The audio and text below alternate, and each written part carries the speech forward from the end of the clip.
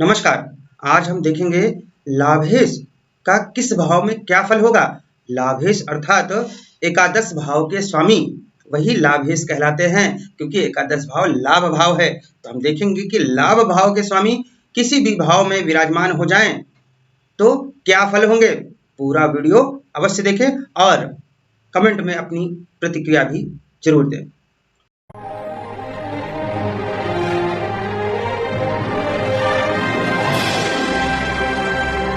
तो आइए देखते हैं कि लाभेश का भाव फल क्या होगा। किस भाव में लाभ भाव के स्वामी बैठ जाएं तो क्या होगा। बात करते हैं लग्न की। यदि लग्नस्थ लाभेश हो अर्थात लग्न में लाभेश बैठ जाएं तो ये जातक को धार्मिक व सात्विक स्वभाव देते हैं। वह व्यक्ति विद्वान होता है, लेखक हो सकता है, कवि हो सकता है, धनी होगा और कुशल वक्ता भी हो सकता है। उसकी वाणी प्रभावशाली होती है तथा निरंतर धन और यश की वृद्धि भी पाता है ऐसा व्यक्ति। हम बात करते हैं कि द्वितीय भाव में यदि एकादश भाव के स्वामी अर्थात लाभ भाव के स्वामी बैठ जाएं तब क्या होगा। तो ऐसा जातक धनी होगा, मान सम्मान होगा समाज में उसका, उदार प्रकृति का होगा, परोपकारी होगा, साथ ही साथ दीन दुखी व पीड़ितों की सेवा करने वाला होता है ऐसा व्यक्ति।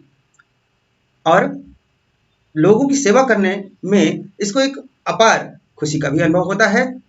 बड़ी सहजता से लोगों की सेवा के लिए यह तत्पर रहता है।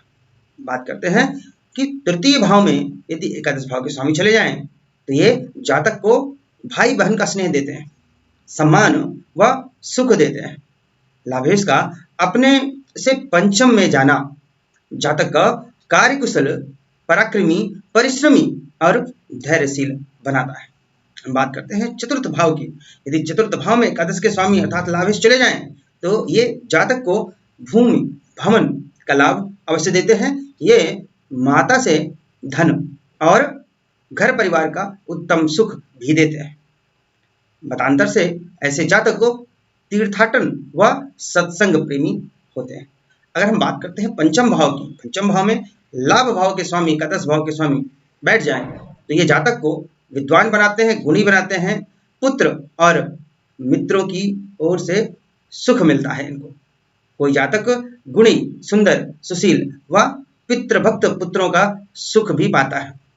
हम बात करते हैं छठे भाव की, षष्ठ भाव। इसमें यदि एकादश के स्वामी चले जाएं तो जातक को ऋण, रोग व शत्रु से पीड़ित करते हैं। कोई जातक निष्ठुर भी हो जाता है, निर्दयी हो जाता है व पर्यटन प्रेमी या प्रवासी बन जाता है।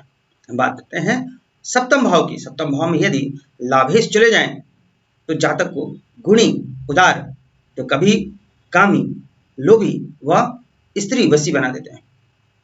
मतांतर से जातक स्त्री के कारण धन, मान व प्रतिष्ठा भी प्राप्त कर सकता है। बात करते हैं अष्टम भाव की। अष्टम में एकादश के स्वामी यदि चले जाएं तो विद्वानों ने असफलता व अपयश देने वाला माना है। अष्टम भाव में लाभेश चले जाएं तो विद्वान बोलते हैं कि ऐसा व्यक्ति असफलता को प्राप्त करता है, अपयश को प्राप्त करता है, मान सम्मान में कमी होती है। कोई जातक पत्नी की मृत्यु के बाद स्वयं को अकेला महसूस करता है। हम बात करते हैं नवम भाव की, जो कि भाग्य भाव है। वहां पर लाभ भाव के स्वामी बैठ जाएं तो ये जातक को धनी बनाते हैं, मान सम्मान में वृद्धि करते हैं, व्यक्ति को चतुर, धार्मिक, कर्तव्यनिष्ठ, अनुशासन प्रिय व सत्य बोलने वाला बना देते हैं।